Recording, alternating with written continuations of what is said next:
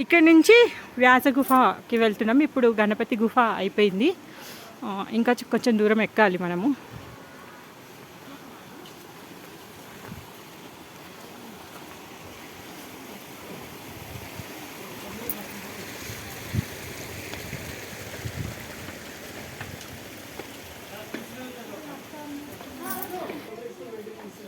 దారిలో ఎంత మంచిగా చిత్రం ఉంది చూడండి. వ్యాసుడు ఇంకా గణపతుడు శ్రీమద్ భాగవతాన్ని రచిస్తున్నారు. దారిలో ఎవరో దించారు మన కోసమే. ఏదైతే ఉందో ఆ లీలను స్మృతి చేయడం కోసం. చూస్తున్నాం కదా, ఇది దారి ఇంకా ముందుకుంది.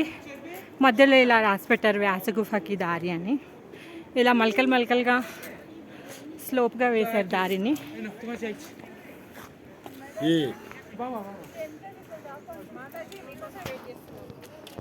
చూస్తున్నారు కదా, ఈ వ్యాస గుఫ ఇక్కడ ఉంది కదా.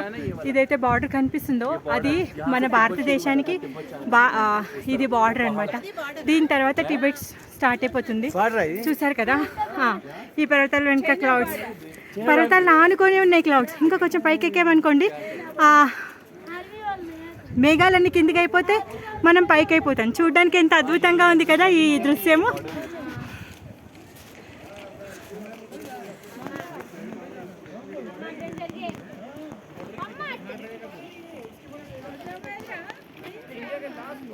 జాయ్, చూసారా, పర్వతం పైన ఉంది, మేఘాల కింద ఉన్నాయి.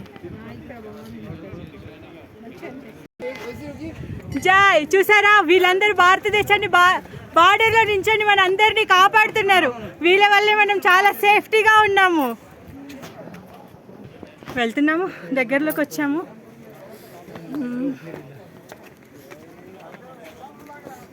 చూసారా, ఇక్కడ రాసింది welcome to India's last tea shop.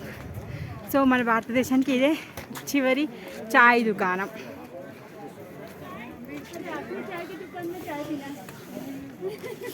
చూస్తున్నారు కదా,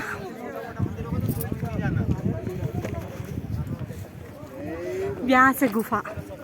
అక్కడ వెనుక ఒక పర్వతం కనిపిస్తుంది చార్కల్ చార్కల్గా. అది వ్యాసుడు రచించిన ఆయన గ్రంథ పత్రాలు అని చెప్తారు. కాకపోతే ఇప్పుడు మనం కలియుగంలో ఉన్నాం కాబట్టి అది రాతి రూపంలో మనకు కనిపిస్తుంది. సో ఆ విధంగా మనకు దర్శనం ఇస్తున్నారు. చూసారా, ఎట్టగెలిగి మనం ఇక్కడికి చేరుకున్నాము. అమ్మయ్య, ఇప్పుడు వ్యాసది దర్శనానికి వెళ్తున్నాం. ఇక్కడ చూడండి, వ్యాస అది బుక్ అని రాస్తారు ఇక్కడ. చూస్తున్నారు కదా, ఇక్కడ ఏం రాసింది చూసారా, వ్యాస పోతి. పోతి అంటే ఆయన ఎక్కడైతే భాగవతాన్ని రచించారో ఇది ఆయన పుస్తకం అన్నమాట. అందుకే ఇలా చార్కల్ చార్కల్గా ఉంది.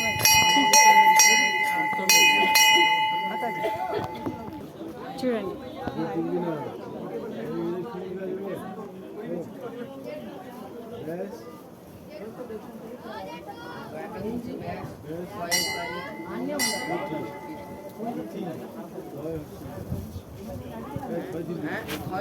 the holy cave. It was very true. Holy cave.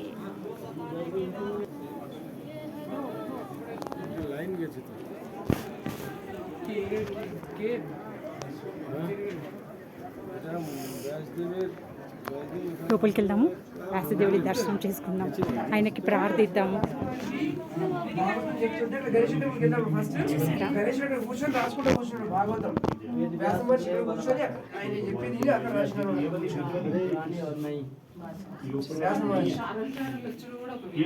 శ్రీమద్ భాగవతం పుస్తకం ఎట్లుంటుంది, పేజీలు పేజీలు ఉంటుంది కదా, అదే అన్నమాట. ఇది ఎలా రాసి